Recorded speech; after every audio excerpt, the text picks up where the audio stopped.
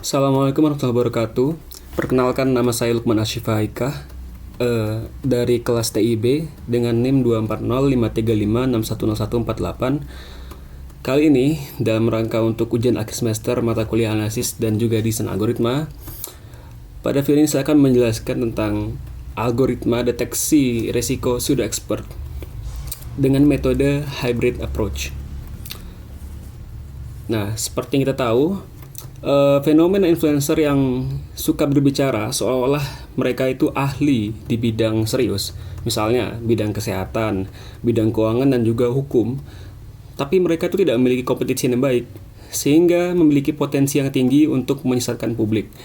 Nah, maka tantangannya adalah bagaimana kita itu bisa membuat sebuah solusi end-to-end untuk mengidentifikasi konten beresiko ini dan memberikan risk score atau peringkat resiko, nilai risiko secara otomatis pada setiap video. Nah, yang pertama itu kita algoritma hibrida.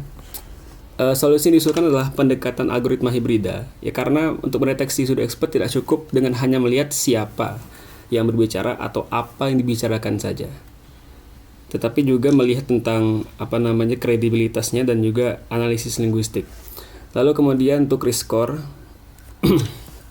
algoritma ini menggabungkan analisis otoritas pembicara dan juga pola bahasa konten, yang mana dapat menghasilkan risk score numerik, jadi berbentuk angka mulai dari 0 sampai 100.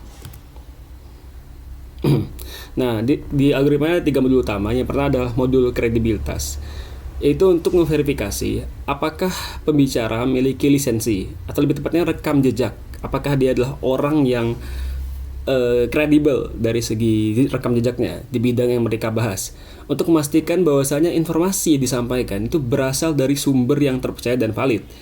Lalu kemudian modul analisis linguistik, ini untuk mendeteksi pola bahasa manipulatif seperti absolutisme dan fear-mongering yang dapat memiliki potensi untuk menyesatkan audiens dan juga mempengaruhi persepsi mereka terhadap informasi yang disampaikan.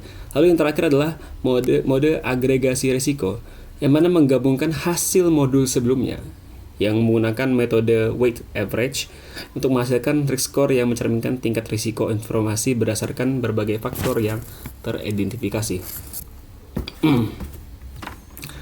Untuk desain implementasinya, algoritma ini menggunakan bahasa Python dengan kelas. Jadi akan dibuat sebuah kelas yaitu pseudo expert detector untuk menciptakan sistem yang efisien dan juga terstruktur dalam mengidentifikasi konten berisiko. Nah, sekarang kita akan masuk ke dalam simulasi, di mana ada skenario pertama di mana influencer tersebut tidak memiliki kredibilitas, dijamin berhasil, menghasilkan resiko yang sangat tinggi dan diklasifikasikan sebagai high risk, yang mana menunjukkan potensi yang menyesatkan yang signifikan pada publik. Langsung saja kita masuk ke bagian kodenya. Nah, seperti ini. Kita akan running. Nah, jadi untuk skenario pertama, yang mana memiliki, misalkan ada investasi bodong, lalu kita bisa melihat misalkan ada seorang influencer crypto X misalkan. Nah, ini transkripnya bisa dilihat di sini, transkripnya.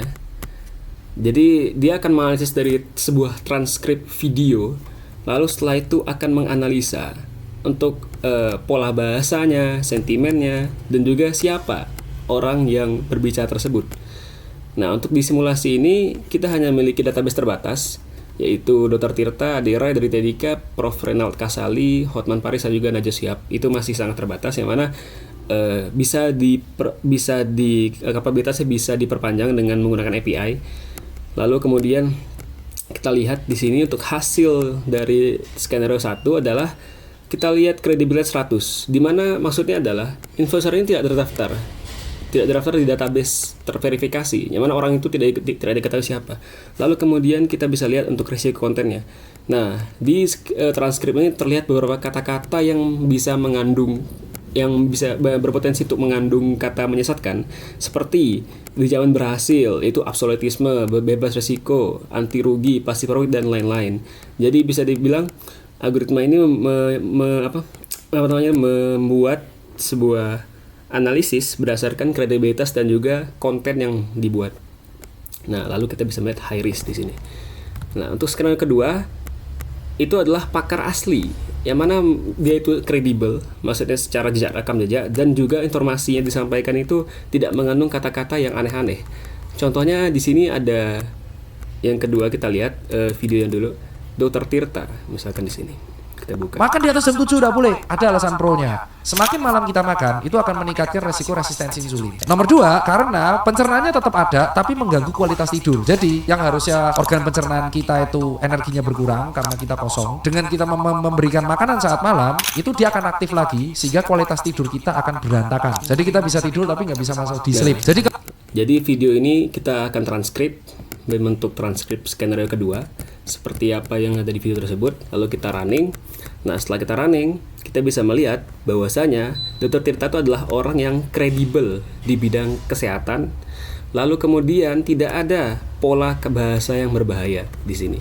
Maka dari itu, resiko skornya atau risk score itu sangat rendah atau bisa dibilang 0. Yang mana video tersebut bisa dibilang kredibel dan dapat dipercaya oleh publik. Lalu kemudian kita masuk ke skenario ketiga, yaitu adalah expert yang salah bidang, yang mana expert tersebut menghasilkan skor yang menengah, jadi dapat diklasifikasikan sebagai medium risk, menunjukkan perlunya evaluasi lebih lanjut terhadap kredibilitas dan juga kualitas informasi yang disampaikan. Nah, misalkan di sini Chef Juna. Untuk skenario ini kita pakai contoh saja. Misalkan Chef Juna ini membahas soal kesehatan di sini. Jadi setelah kita masukkan ke aplikasi ini atau algoritma ini, kita bisa lihat skor kredibilitasnya 100, yang mana beliau itu memang ada di database, tetapi beliau itu salah membahas bidangnya. Beliau membahas yang berkaitan dengan kesehatan, yang mana tidak sesuai dengan rekam jejak beliau. Maka dari itu memiliki medium risk. Beliau orang yang kredibel, tetapi bukan membahas tentang bidangnya. Dan juga ada kata-kata terdeteksi ini obat ajaib. Dia mengatakan seperti itu misalkan. Lalu maka dari itu ini termasuk dari kategori menengah. Masyarakat perlu untuk memverifikasi lagi apakah beliau itu adalah orang yang terpercaya atau tidak.